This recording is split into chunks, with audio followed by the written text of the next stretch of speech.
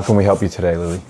My knee, my left knee, it's been hurting for like 2-3 months now. It's mostly when I play, quick sharp movements, especially when I'm doing this. There's like a sharp pain, but it also feels like wobbly. Even the other day when I was running up the stairs, I was like late for a bus and I was running 2 steps at once. And at one point when I put weight on it, it hurt. I've noticed the pattern is after like long travel a few days ago when I was in Qatar. One of the things you've mentioned so far with the pain is quick and jerky. Whenever you go from not moving a joint to like, or muscle to like moving it, and also with the increase of velocity, that's what can make a muscle not respond as quickly to your movement, and then your joint has to do everything.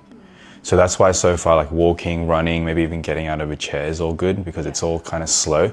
So it's almost like your brain has time to register, like let's use your thighs, let's use your glutes. A warm up is going to be so important.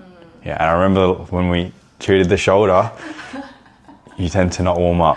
You can look at a warm up similarly to if you had a car in a garage and it's a cold winter morning and you turn the car on and you just floor it out of the garage. Versus if you can give it time for the engine to warm up, it's going to make everything just respond a lot better to how you need to. And especially with your sport, you're moving at really quick, intense kind of like paces. If you're not warm, it's very easy for that knee joint to kind of just take over. We're also going to check your hips today. Your knee technically only moves forward and back. But right now, the movements that you get pain in is either rotation or it's moving laterally. Your hip is a ball and socket joint and it has way more degrees of movement. So sometimes if the hip isn't flexible enough, that's when your knee cops a lot more pressure. Is that okay on the knee? Yeah. And tell me if you feel any difference. I feel like my right leg in general is a bit stronger. Yeah, it feels a little bit more unstable. What do you feel when you do that?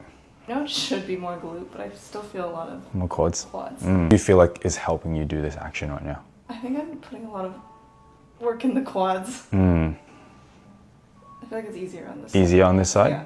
What that is telling us is it's supposed to be a glute bridge, right? So you're supposed to use your glutes. Yeah.